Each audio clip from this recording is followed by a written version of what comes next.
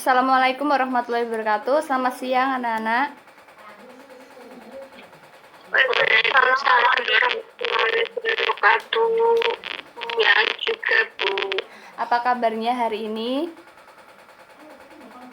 Alhamdulillah. Alhamdulillah sehat ya. Alhamdulillah. Baik, tadi Ibu telah mengirimkan link YouTube. Apakah sudah dilihat tadi? Sudah dicermati?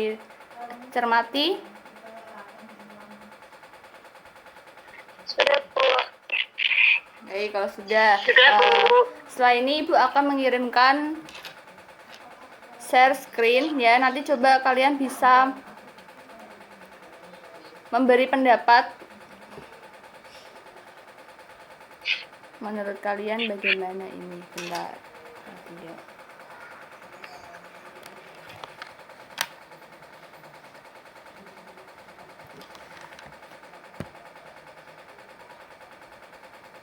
Nah, pada masa COVID-19 ini, apa yang kalian pikirkan dengan gambar di bawah itu, gambar tersebut? Ya kan, ada yang tahu mungkin? Silahkan. Izin menjawab Bu. Ya, namanya siapa, Mbak? Beri nama ya. Atas nama Iva. Oh ya, silakan Mbak Iva.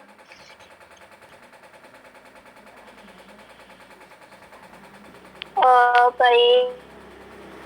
Tanya. Berdasarkan gambar tersebut dapat dilihat ya Bu bahwa itu merupakan salah satu bentuk aktivitas di suatu pasar tradisional ya. Iya, betul. Nah, sampai tanggal ini, warga yang terkonfirmasi terdampak COVID-19 itu semakin bertambah.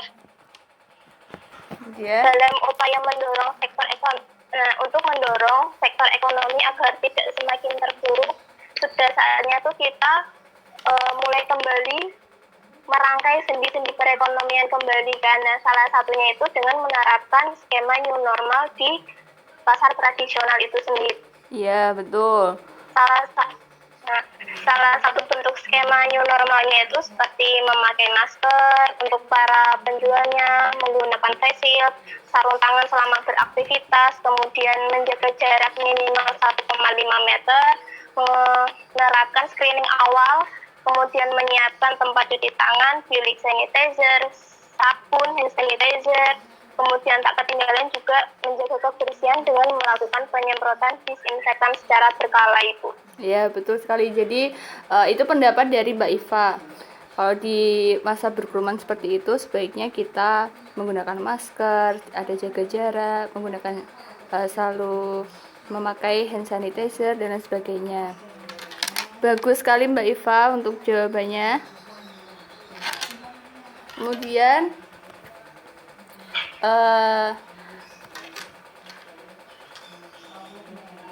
nah, seperti ini gambar di slide tersebut ada dua gambar, yaitu ada berpendapat ya. Yang sebelah kiri adalah seorang siswa sedang berpendapat tentang suatu hal yang dia lihat. Yang satunya pun juga sama, sedang berpendapat. Nah, pada pertemuan kali ini kita akan belajar tentang berpendapat, yaitu tentang apa?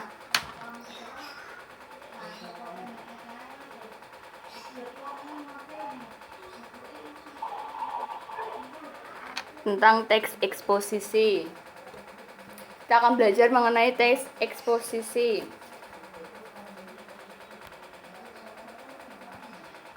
Nah, apakah kalian sudah tahu apa itu teks eksposisi? Ada yang bisa menjawab? Saya Bu. Ya, silakan. Metriana. Silakan Mbak Metri. Teks eksposisi ya, itu karangan atau paragraf yang isinya sebuah pendapat atau argumentasi dari seseorang penulis atau dirinya sendiri. Seperti itu, Bu. Baik, betul sekali, berisi tentang pendapat ya, argumen kita terhadap sesuatu. Nah, setelah itu kita lihat ini. Untuk kompetensi dasar yang akan kita capai yaitu pertama KD 3.3 yaitu mengidentifikasi permasalahan, argumentasi, dan pengetahuan dan rekomendasi dari teks eksposisi yang kita dengar atau dibaca berkaitan dengan kehidupan sehari-hari. Kemudian ada KD 4.3 yaitu mengembangkan isi dari permasalahan, argumentasi, pengetahuan, dan rekomendasi teks eksposisi secara lisan atau tulis. Nah, tujuannya sendiri itu apa? Yaitu pada pembelajaran ini bertujuan untuk peserta didik dapat mengidentifikasi teks eksposisi baik dari struktur, isinya, atau dari tujuannya teks eksposisi yang akan kita pelajari. Kemudian untuk peserta didik dapat mengembangkan isi dari permasalahan, argumentasi, pengetahuan, dan rekomendasi teks eksposisi secara lisan dan tertulis.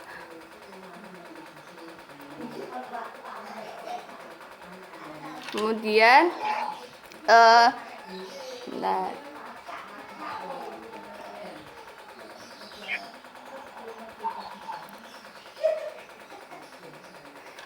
nah, Ibu mau bertanya, tadi sudah tahu apa itu teks eksposisi. Sekarang karena kalian tadi sudah melihat video yang Ibu bagikan di grup WhatsApp, apa yang kalian ketahui tentang struktur teksnya, struktur teks dari eksposisi itu?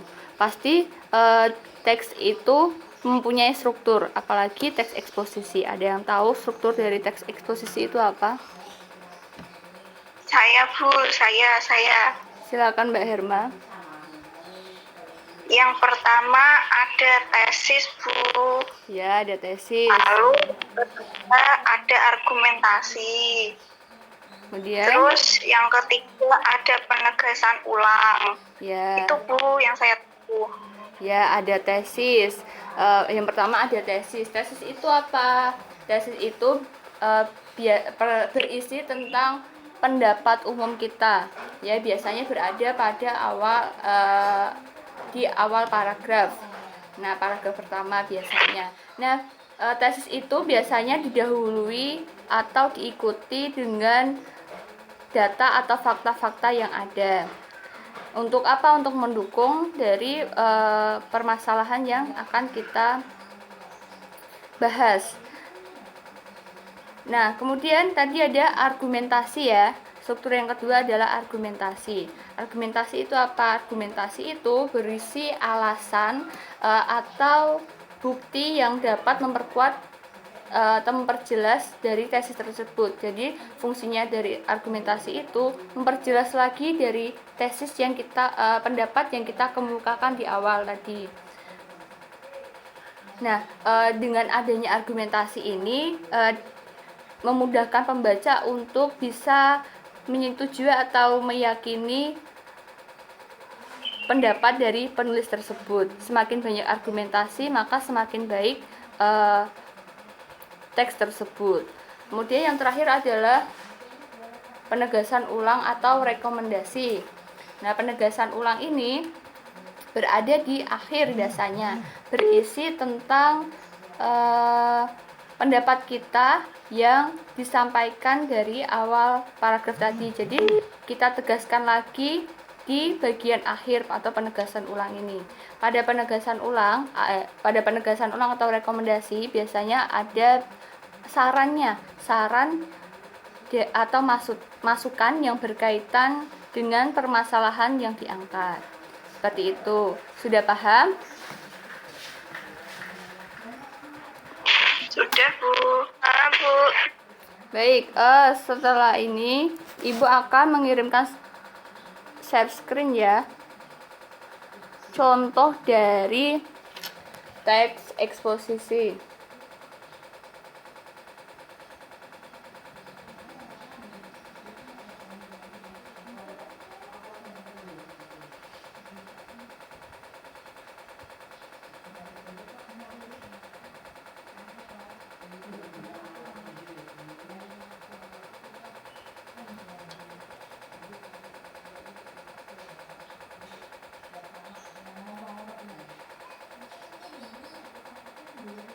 Nah, sudah tampak?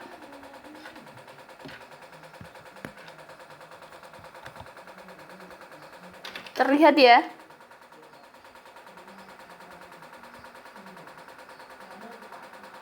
Belum ada, Bu.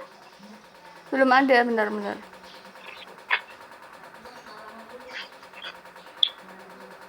Oh, Masya Allah.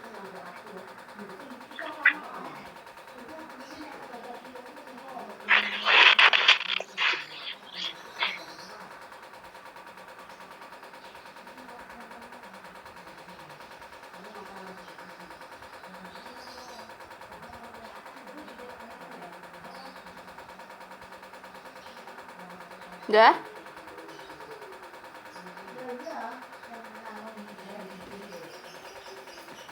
Terlihat ya?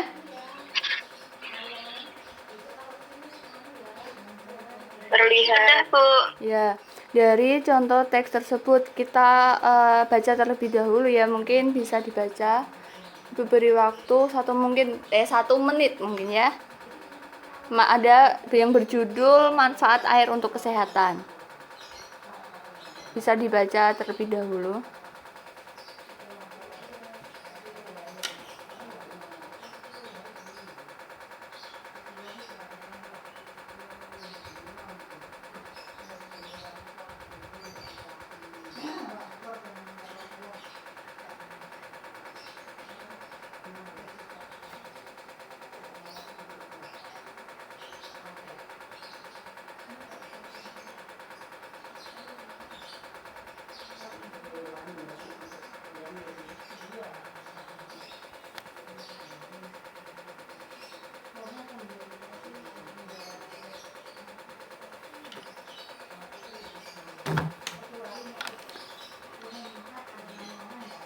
Sudah selesai membacanya?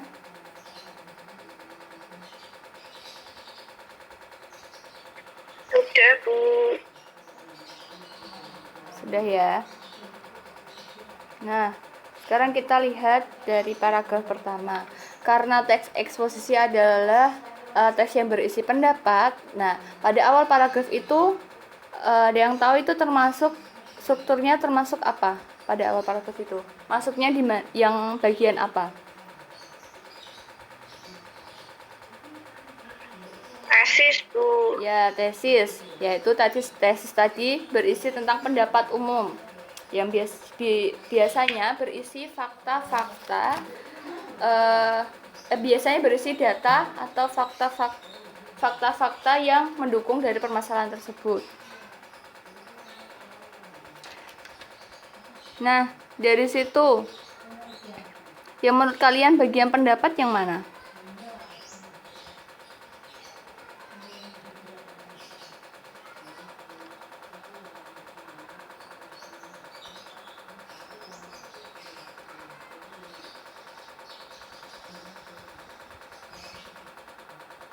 Enggak?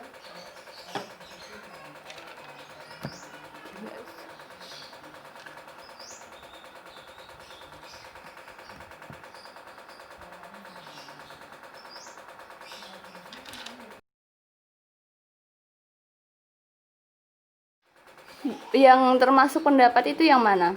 Karena kan teks eksposisi berisi pendapat, ya kan? Nah, dari paragraf 1 yang berisi pendapat umum yang mana?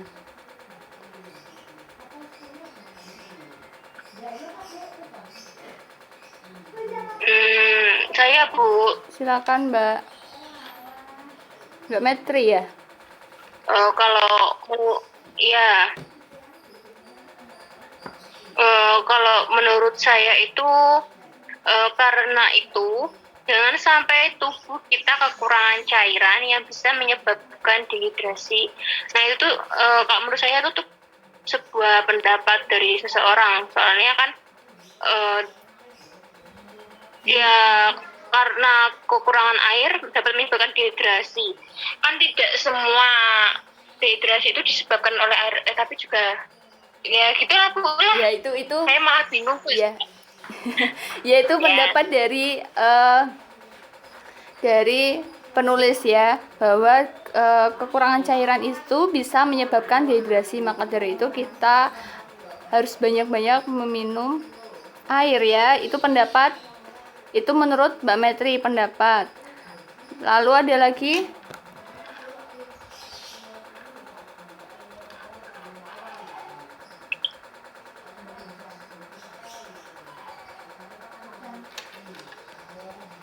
lalu ada lagi.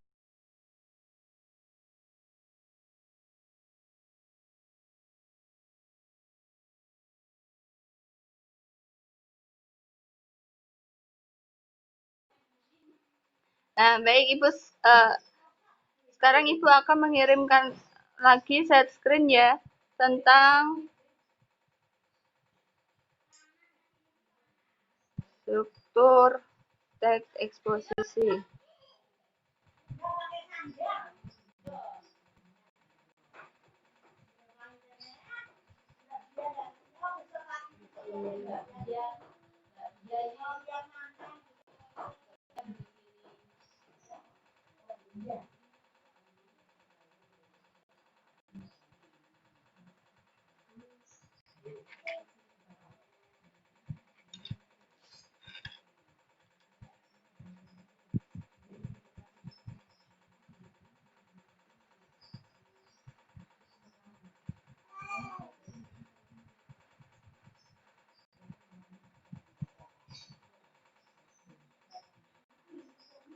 Nah, terlihat ya, di situ ada tesis, yaitu berisi pendapat umum. Nah, pendapat umum berarti itu ada contohnya, yaitu tubuh manusia mengandung 70% air. Itu berisi, di sini ada tertulis bahwa pada tesis dapat didahului atau diikuti oleh data atau fakta yang mendukung permasalahan.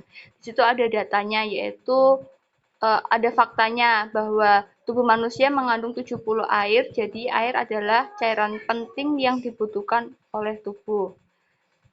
Itu dari tesis, sudah paham?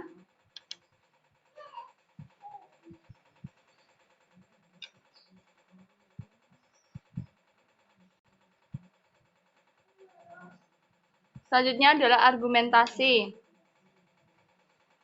Argumentasi itu bagian dari struktur teks eksposisi yang berisi alasan atau bukti yang dapat memperkuat atau memperjelas dari tesis tersebut. Jadi, argumentasi ini memperkuat dari tesis yang telah dipaparkan di atas. Seperti contohnya adalah minum air hingga 8 gelas sehari sangat disarankan agar tubuh kita tidak kekurangan cairan. Nah, itu termasuk pendapat dari si penulis. Diperkuat lagi dari tesis tersebut, diperkuat lagi pada argumentasi tersebut.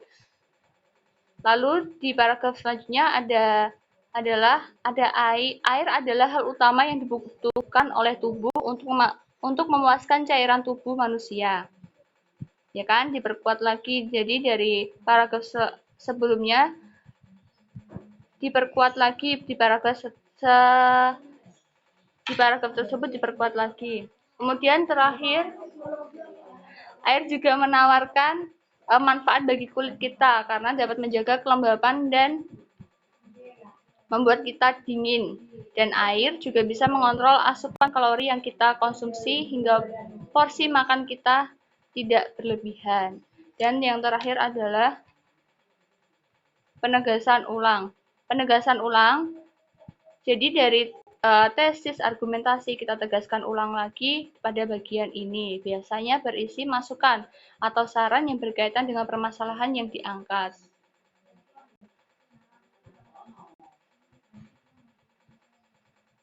Nah, atau berisi simpulan ya. Pada bagian ini berisi simpulan. Dari contoh, dapat disimpulkan bahwa air memiliki banyak manfaat bagi tubuh kita dan juga menjaga kesehatan tubuh untuk menghindari berbagai penyakit yang menyerang. Nah, dari sini sudah paham?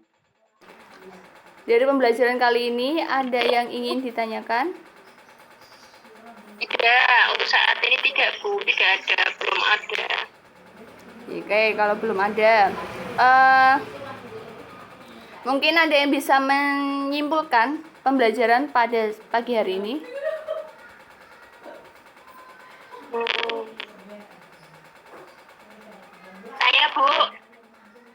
silakan. Siapa Mbak Metri? Silakan. Ya.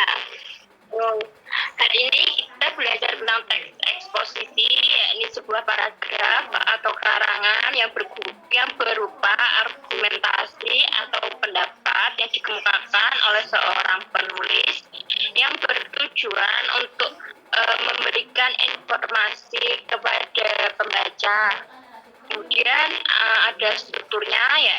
Ini ada 3. Yang pertama ada tesis atau pernyataan umum. Yang kedua ada argumentasi atau alasan. Yang ketiga ada penegasan ulang atau simpulan. Seperti itu, Bu. Ya, tadi kita belajar tentang teks eksposisi, yaitu teks yang berisi pendapat kita tentang suatu hal yang kita lihat, yang kita amati, yang berisi argumen sesuai dengan ya yang tadi kita lihat. Kemudian ada strukturnya, yaitu ada tesis, argumentasi, dan penegasan ulang. Tesis itu yaitu pernyataan umum. Kemudian ada argumentasi, berisi tentang alasan atau bukti dari permasalahan tersebut. Kemudian yang ketiga adalah penegasan ulang. Penegasan ulang jadi dari tesis, argumentasi ditegaskan lagi di penegasan ulang tersebut, dan penegasan ulang berisi tentang saran ya atau rekomendasi, saran atau masukan yang berkaitan dengan permasalahan yang dilihat atau yang sedang dibahas, diangkat gitu. Mungkin ada yang ingin ditanyakan lagi? Jika tidak, silahkan habis ini kalian bisa melihat ya, bisa cek di Google Classroom, ada tugas ya atau ada tugas atau latihan yang kalian bisa kerjakan. Kemudian kalian bisa kirim sesuai dengan jadwal yang sudah tertera pada Google Classroom pada soal. Paham?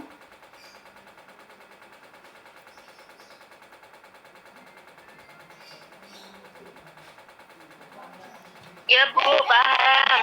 Baik, kalau sudah paham, mungkin itu saja pembelajaran pada pertemuan kali ini. Terima kasih, semoga ada manfaat yang bisa kita ambil. Mungkin cukup sekian. Wassalamualaikum warahmatullahi wabarakatuh. Waalaikumsalam warahmatullahi wabarakatuh.